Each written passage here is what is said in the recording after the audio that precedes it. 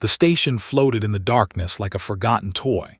Outpost Sigma-7 was small, old, and very far from Earth. It circled a dead moon that circled a dying star at the very edge of human space. No one came here. No one cared about this place. At least, that was what everyone believed. Captain stood at the observation window and watched the stars. She was a woman in her early 40s with short black hair and calm eyes that never seemed to blink. She had commanded this station for 3 years. In all that time, she had never raised her voice.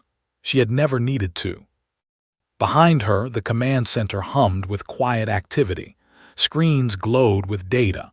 Crew members moved between stations with the easy grace of people who knew their jobs perfectly.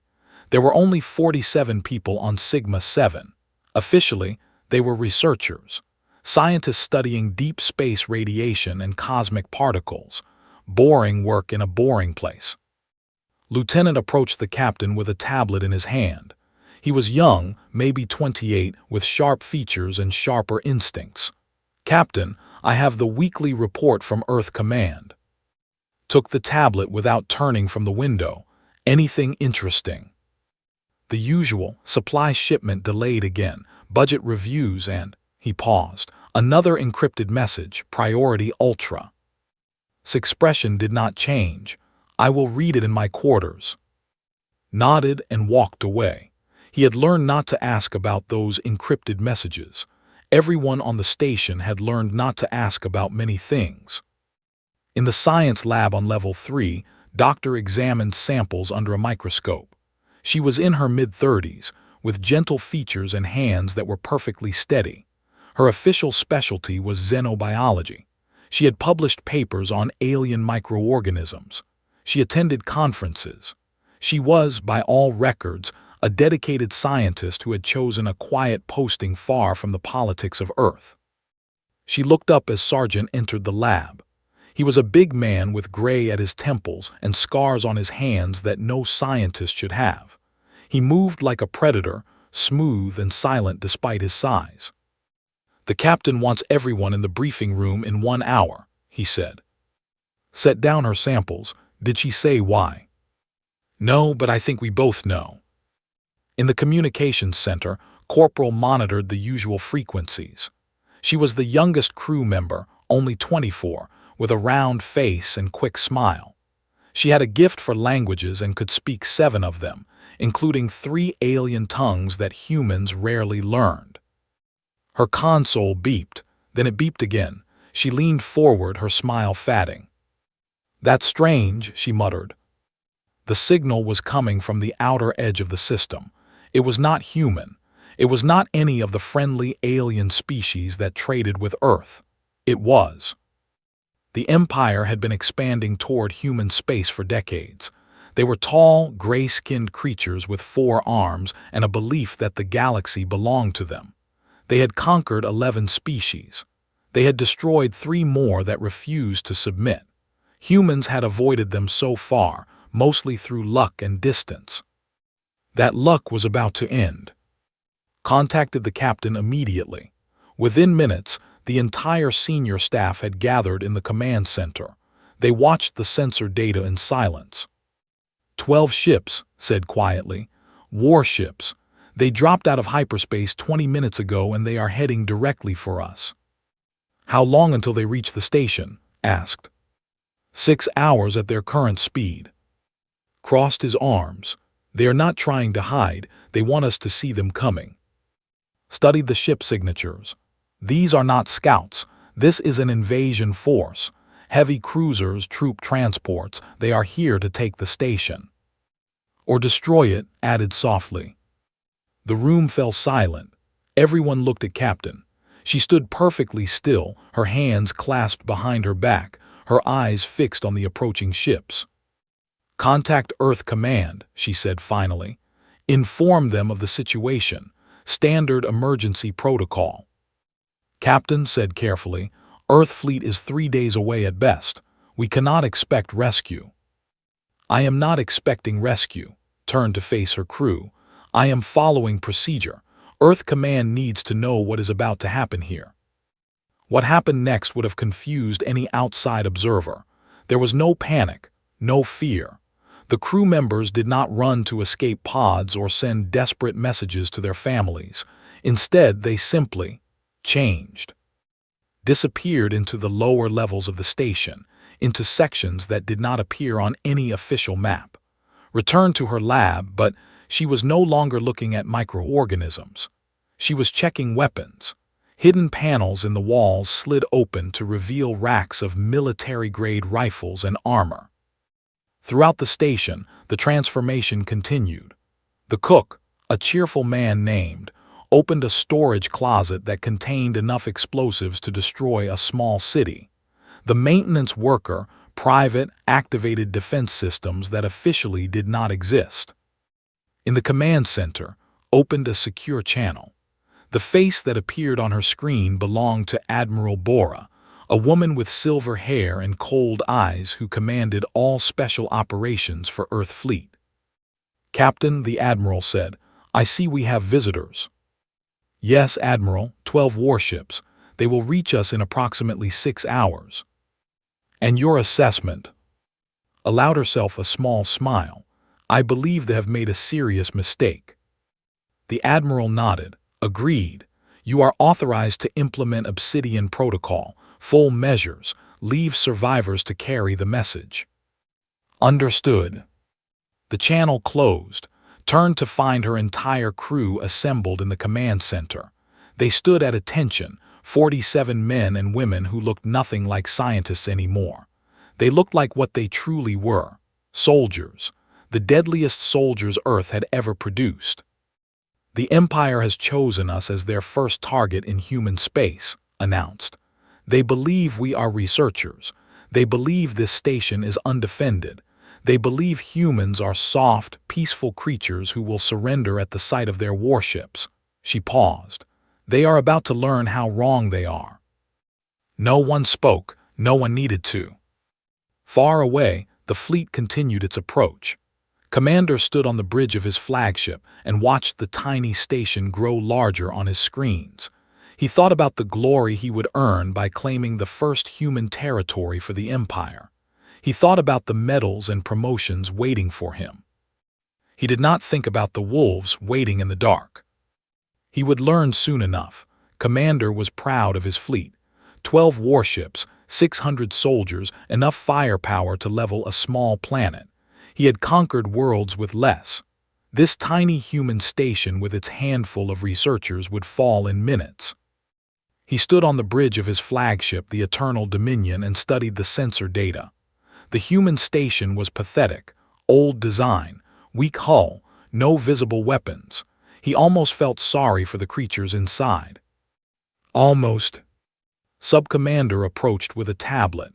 She was smaller than, with darker gray skin and cautious eyes. "Commander, our intelligence reports suggest we should be careful. The humans have a reputation." Laughed. It was a harsh sound like stones grinding together. "Reputation. These soft pink creatures. They talk, they negotiate, they sign treaties. They have never won a war against a superior species." "They have never lost one either," said quietly. "Because they have never fought one. They hide behind diplomacy and trade agreements. They are merchants, not warriors." Waved a dismissive hand. 47 researchers against 600 of our finest soldiers. This will be over before dinner." Said nothing more. She had learned when to stop arguing with her commander. On Sigma 7, the crew watched the fleet approach. They had used the 6 hours well. Every corridor was now a kill zone. Every room held a trap. The station that had looked like a quiet research facility was now a fortress. Monitored the communications channels. "Commander, the flagship is hailing us." "Put it on screen," said. Commander's face appeared. He was tall even for a, with ceremonial scars on his cheeks and golden rings in his ear slits. He smiled, showing rows of sharp teeth. "Human Commander," he said in heavily accented English. "I am Commander of the Empire. You are surrounded. Your station is defenseless. Surrender now and your people will be treated well as servants of the Empire. Resist, and you will all die. Stood perfectly still. When she spoke, her voice was calm and polite. Commander, thank you for your offer. However, I must request additional time to prepare evacuation procedures for my crew. We have sensitive research materials that must be secured. Smile widened. He thought she was stalling out of fear. You have 1 hour, human. After that, we board your station. Make peace with whatever gods you worship. The screen went dark, turned to the captain with raised eyebrows. Sensitive research materials. I needed time to finish preparations. Allowed herself a small smile. Also, I wanted him confident. Confident enemies make mistakes. In the lower levels, gathered his security team. There were only 12 of them, but each one was worth 50 regular soldiers. They had trained together for years. They had fought in places that did not officially exist. They had killed enemies whose species were still classified secrets. They will breach through Airlock 3, said, pointing at a holographic map. They will expect scared scientists. They will move fast, try to secure the station quickly. We let them in. We let them spread out. Then we turn off the lights. Corporal checked her weapons. She was small, barely 5 feet tall, with a dancer's grace and a killer's eyes. She preferred knives to guns. She was very, very good with knives. How many are we expecting? She asked. First wave will be about 200. They will send more when those stop responding. Smiled. It was not a pleasant smile. Good. I was worried this would be too easy. In the engineering section, Tech Sergeant connected the last cables to his control station. He was a thin man with glasses and the quiet intensity of someone who saw the world differently than others. He did not fight with weapons. He fought with information. Station systems are fully under my control, he reported through his earpiece. Lights, doors, gravity, atmosphere. I can see everything they do. They cannot see anything I do not want them to see. Excellent, responded. When I give the signal, kill the lights in sections 3 through 7. Leave emergency power only. Understood, Captain. The hour passed quickly. On the flagship assembled his boarding parties. 200 soldiers in the first wave, armed with plasma rifles and shock batons. They were eager for battle, for glory, for the chance to conquer their first human territory. Remember, told them, we want prisoners. The Empire wishes to study these humans. Kill only those who resist. The soldiers laughed. What resistance could researchers offer? The boarding craft launched from the flagship and crossed the distance to Sigma 7 in minutes. The soldiers felt the bump as their ships connected to the station's airlocks. Cutting torches flared. Metal screamed. The airlocks fell. They poured into the station, weapons raised, shouting commands in their harsh language. They found empty corridors, quiet rooms, no resistance. Boarding team leader led his squad deeper into the station. He was a veteran of 12 campaigns, confident and experienced. But something felt wrong. The station was too quiet. Where were the panicking scientists? Where were the surrender signals? Spread out, he ordered. Find the humans, they must be hiding. His soldiers obeyed, moving through corridors and checking rooms. They found laboratories full of equipment, living quarters with personal items, a cafeteria with food still warm on the tables. But no humans. Activated his communication device. Commander, the station appears empty. We have found no. The lights went out. Complete darkness fell over the station like a blanket. The soldiers activated their helmet lights, but the beams seemed weak against the absolute black. Then the screaming started. Somewhere in the darkness a soldier died, then another, then 5 more. The sounds were brief and wet. Bodies hit the floor with soft thuds. Spun around trying to see anything in the dancing shadows. Form up, defensive positions. But his soldiers were scattered throughout the station. They could not form up. They could not see each other. They could only hear their companions dying, one by one, in the hungry dark. A shape moved past, fast and silent. He fired his plasma rifle but hit only empty air. Something cold touched his neck. He looked down and saw blood on his chest. His blood. The last thing heard was a woman's voice, soft and polite, speaking directly into his ear. "Welcome to Sigma 7. Then there was only darkness. On the flagship, Commander watched his soldiers' life signs vanish from the tactical display. One by one, like candles blown out by an invisible wind. "What is happening?" he demanded. No one could answer him. In 15 minutes, 143 soldiers died. They died in the dark. They died in the corridors and rooms they thought they had conquered. They died without ever seeing their killers. Stared at his screens in disbelief. This was impossible. Researchers could not do this. Humans could not do this. "Send the second wave," he ordered, his voice shaking slightly. "Send everyone." He did not understand yet. He did not know what waited for him on that station. But he was beginning to learn. The second wave came with 400 soldiers. They came angry and afraid, having heard the dying screams of their companions over the communication channels. They came with heavy weapons and armor, determined to burn the station down if necessary. It did not help. Commander watched from his flagship as the second wave entered the station. He had ordered them to stay together, to move slowly, to use thermal sensors and motion trackers. He thought these precautions would protect them. He was wrong. Deep in the station, Corporal waited in the ventilation shaft above Corridor 7. She was perfectly still, her breathing slow and controlled. Below her, 20 soldiers moved in tight formation, their weapons sweeping the darkness. She dropped behind them without a sound. The first soldier died before he knew she was there. Her knife opened his throat in a single smooth motion. She caught his body and lowered it silently to the floor. The second soldier turned at some instinct of danger. He saw her for half a second before her blade found his heart. Then she was moving, flowing between the soldiers like water, her knife a silver blur in the emergency lighting. She was small and fast and absolutely silent. They were tall and slow and loud. It was not a fair fight. 30 seconds later, stood among 20 bodies. She was not even breathing hard. She cleaned her knife on a fallen soldier's uniform and spoke into her earpiece. "Corridor 7 clear, moving to Section 4.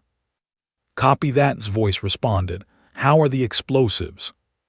In the maintenance tunnels beneath the station, Master Sergeant finished connecting the last detonator. He was a large man with a friendly face that seemed wrong for his profession. He had spent 20 years learning how to destroy things. He was very good at it. "All charges placed," he reported. "I can collapse any section on your command." "Hold for now, let them spread out first." The second wave pushed deeper into the station. They found the bodies of the first wave. Some had been shot. Some had been stabbed. Some had been killed in ways the soldiers did not want to think about. A young private stared at his dead commander and tried not to vomit. What kind of researchers are these? No one answered. No one knew.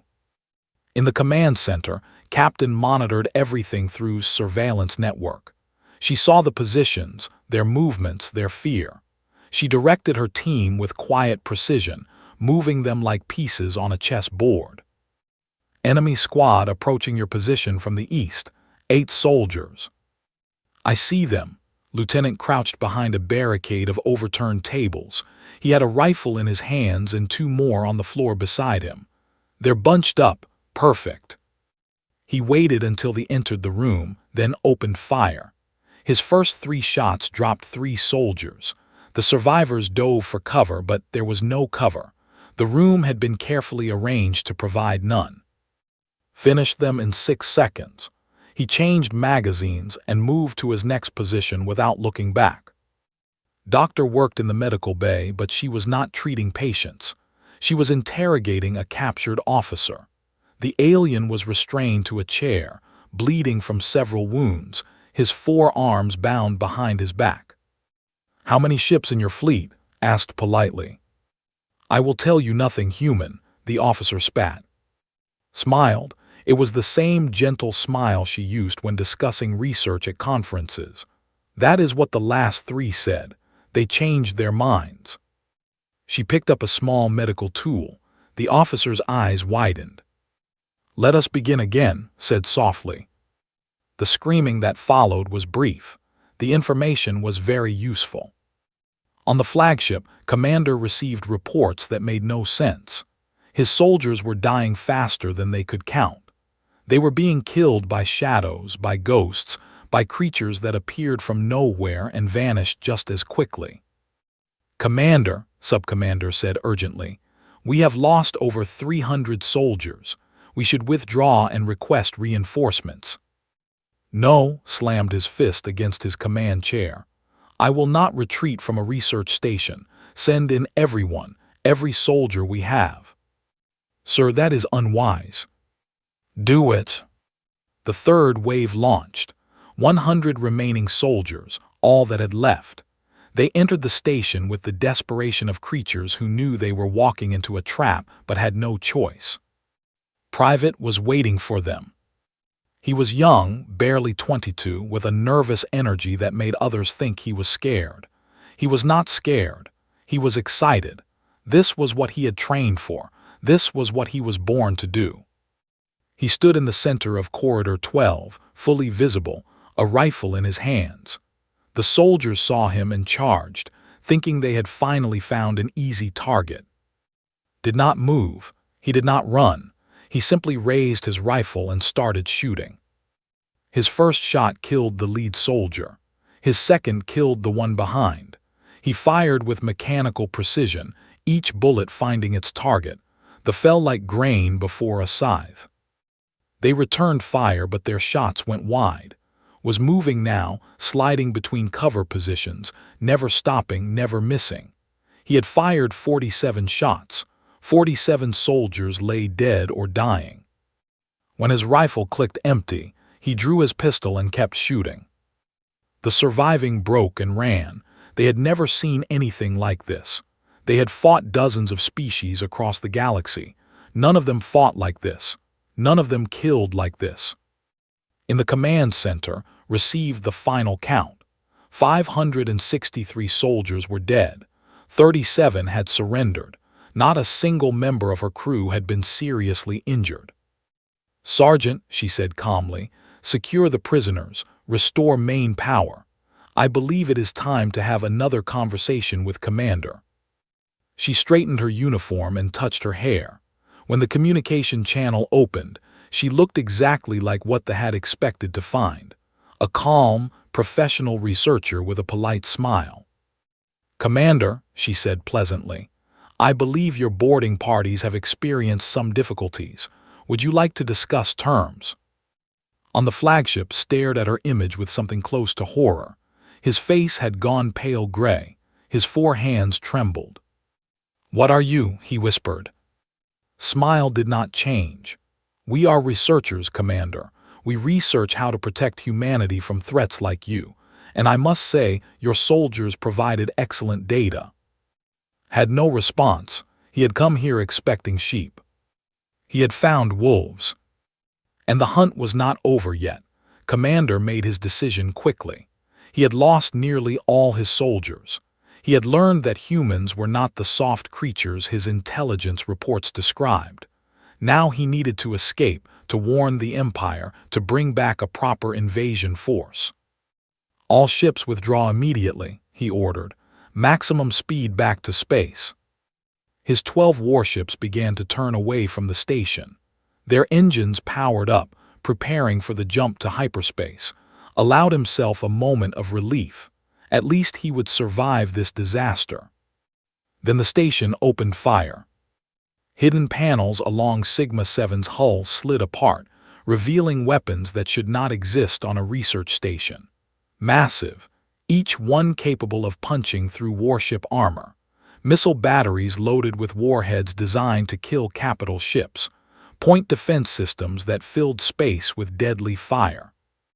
The first cruiser exploded before its crew understood what was happening. The second lasted 3 seconds longer.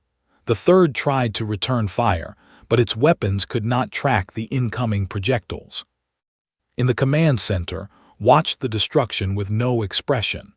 Beside her, coordinated the attack with calm efficiency. Third cruiser destroyed, fourth cruiser disabled, fifth cruiser attempting evasive maneuvers. Target their engines, ordered. I want commander's ship intact. They adjusted their aim. Precise shots tore through the fleeing warships, crippling them without destroying them completely. Within minutes, 9 cruisers were either destroyed or disabled. Only 3 remained capable of movement. On the flagship, watched his fleet die around him. Alarms screamed. Damage reports flooded in. His crew shouted in panic and confusion. How, he demanded of no one. How does a research station have this firepower? Sub-Commander worked frantically at her console. Commander, 2 of our ships have escaped the weapons range. They are preparing for hyperspace jump. Let them go, we need to. The communication screen flickered to life. Captain's face appeared, still calm, still polite, still wearing that small professional smile. Commander, she said pleasantly, I see you are attempting to leave. I am afraid I cannot allow that. However, I am prepared to offer you a choice. Stared at her with pure hatred. What choice? Surrender yourself and your flagship. Order your crew to stand down. In exchange, I will allow one of your ships to escape and return to space. They will carry a message for your empire. What message? Leaned slightly forward. A warning. His hands clenched into fists. He wanted to fight. He wanted to destroy this woman and her impossible station. But his weapons were damaged, his soldiers were dead, and his fleet was burning around him. He had no choice. I surrender, he said through gritted teeth. Within the hour, soldiers from the flagship were transported to the station as prisoners. Commander himself was brought before Captain in the command center. His 4 arms were bound. His ceremonial decorations had been stripped away. He looked broken. Doctor stood beside the captain, a tablet in her hands. She had spent the past hour extracting information from captured officers. She had learned many useful things about the Empire's military positions and invasion plans. Commander said, you will record a message for your empire. You will describe what happened here. You will tell them exactly what you found on the station. They will return with 1,000 ships, warned. They will destroy you. Perhaps, nodded to who activated a recording device. But first, they need to understand what they are facing. Please begin. Recorded his message. He spoke of the battle, of his soldiers dying in the darkness, of the impossible weapons that had destroyed his fleet. His voice shook as he described the humans who had killed with such terrible efficiency. When he finished, added her own message. People of the Empire, she said in perfect language, what you have witnessed was not a military response. This station is not a military base. These people are not soldiers. They are researchers, scientists, what your commander called soft humans. She paused. This is what our researchers can do. Imagine what our actual military could do. Consider this carefully before you send more ships into human space. The message was loaded onto a data chip and given to the single ship that was allowed to leave. The crew understood their mission, return home and show everyone what had happened here. As the ship jumped to hyperspace, turned to the captain. Do you think they will listen? Some will not, shrugged slightly. Those who do not listen will learn the hard way. In the detention area, sat in his cell and stared at the wall. Doctor visited him, not for interrogation this time but for conversation. I do not understand, said quietly. Humans are supposed to be weak. Your species has never fought a major war. You have no warrior culture. You settle disputes with words and treaties. Sat down across from him. That is true, we prefer peace. We have spent centuries trying to move beyond our violent history. Then how? Gestured helplessly at the station around them. Because we have a violent history, explained. We spent thousands of years killing each other. We became very, very good at it. So good that we realized we had to stop or we would destroy ourselves. She leaned forward. But we never forgot how. We simply choose not to use those skills unless someone forces us to. You fooled everyone. The entire galaxy thinks humans are harmless. We are harmless until someone threatens our people, smiled, and for a moment saw something ancient and terrifying behind her gentle eyes. Then we become something else entirely. 3 days later, Earth fleet arrived. Admiral Bora herself came aboard to inspect the station and receives report. "Excellent work, Captain," the Admiral said, reviewing the battle data. "The Obsidian Protocol performed perfectly. This will change how the galaxy sees us." "That was the intention," replied. "Better to establish our reputation now with a clear example than to have it tested repeatedly by species who think we are easy targets." Admiral Bora nodded. "The ship has reached their home space. Our intelligence suggests the recording is spreading rapidly through their communication networks." "And the other species, the ones who have been watching humanity, wondering if we would be easy to conquer. They are watching too." The Admiral allowed herself a rare smile. "I suspect many of them are reconsidering their plans." In the cafeteria, the crew of Sigma-7 gathered for their first real meal since the battle. Had cooked, as he always did, and the food was excellent. The conversation was casual, relaxed, as if they had not just killed 600 enemy soldiers. So said, "Back to research tomorrow." "Back to research," confirmed. "Our cover needs to be maintained. We are still just scientists studying cosmic radiation." Laughed softly as she cleaned her knife. "Scientists with very particular hobbies." Looked out the window at the stars. Somewhere out there they were watching their message. Other species were watching too, learning, reconsidering. "Do you think they will leave us alone now?" he asked. Shook his head. "Some will. Others will think they can succeed where they failed. There will always be someone who wants to test us. Then we will teach them the same lesson," said simply, "as many times as necessary." The crew returned to their meals. Tomorrow, they would go back to being researchers. They would analyze data and write papers and attend to the 1,000 small tasks that kept the station running. But they would also keep training, keep preparing, keep watching the darkness between the stars. Because out there, somewhere, someone was always planning to attack. And Sigma-7 would always be ready. The surviving ship reached home space after 7 days of travel. Its crew had not slept. They could not sleep. Every time they closed their eyes, they saw their companions dying in the dark corridors of Sigma-7. The ship docked at the Empire's largest military station. Officers rushed aboard expecting news of victory. They found broken soldiers and a data chip containing nightmares. Within hours, the recording spread through command. Generals watched in silence as their greatest fleet was destroyed by 47 humans. Admirals studied the footage of their soldiers dying in the darkness, hunted like animals by creatures they had dismissed as weak. Grand Admiral, Supreme Commander of the military, watched the recording 17 times. Each viewing made him older. Each viewing destroyed another piece of his confidence. "This is impossible," he said finally. "This must be propaganda, fake imagery designed to frighten us." His intelligence chief shook her head. "We have the footage, it is real, every second of it. But they are researchers, scientists. That is what they wanted us to believe." Sat back in his chair. For the first time in his long career, he felt afraid, not of the humans themselves, but of what they represented. If their researchers could do this, what could their actual military do? "Cancel all operations against human space," he ordered, "immediately." "Sir, we have 3 invasion fleets prepared."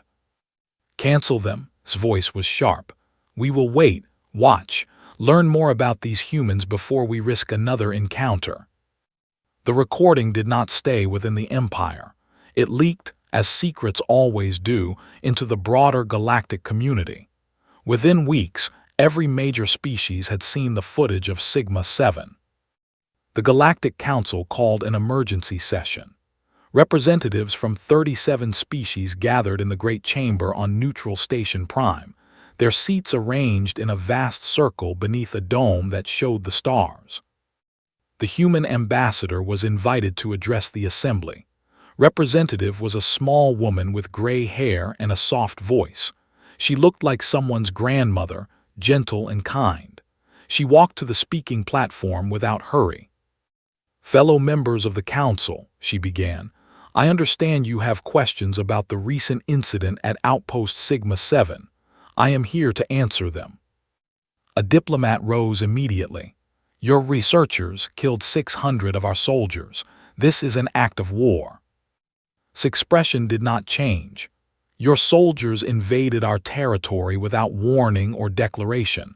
They attacked a civilian station with the intention of conquest. We defended ourselves." She paused. "Would you have preferred we surrender?" They had no answer. A representative from the collective, a reptilian species known for their military strength, spoke next. "Ambassador, the footage shows combat abilities far beyond what humans have demonstrated before. Are we to believe that your civilian personnel possess such skills?" "The personnel at Sigma-7 are part of a defense program we call the Obsidian Protocol," explained. "They are volunteers who have dedicated their lives to protecting humanity from threats. They are not our military. They are simply very committed researchers." Murmurs spread through the chamber. Very committed researchers who could kill 600 soldiers. "How many such facilities do you have?" another representative asked. "I am not authorized to share that information," smiled pleasantly. "But I can tell you that Sigma-7 is considered one of our smaller installations." The murmurs became louder. Delegates exchanged worried glances. "Ambassador," the council speaker said carefully, "some members are concerned that humanity may pose a threat to galactic peace." Laughed softly. It was a warm, genuine laugh. "We pose no threat to anyone who leaves us alone.